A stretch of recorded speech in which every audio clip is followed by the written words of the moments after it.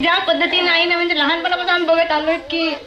खूप कष्ट करून जे शाळा आणि घर सांभाळले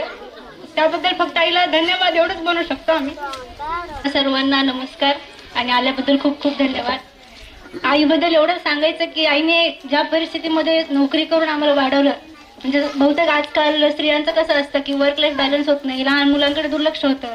पण त्या म्हणजे ते आम्हाला रिझन कधी भेटलं नाही की कधी कामाचा लोड आम्ही आधी कधी घरामध्ये अनुभवला नाही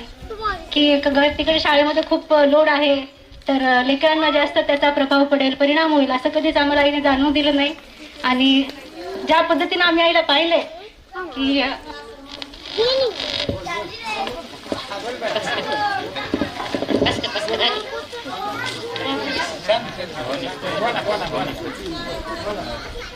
की ज्या पद्धतीने आईने म्हणजे लहानपणापासून आम्ही बघत आलोय की खूप कष्ट करून जे शाळा आणि घर सांभाळले त्याबद्दल फक्त आईला धन्यवाद एवढंच म्हणू शकतो आम्ही, आणि बस याची जाणीव राहील इतकंच।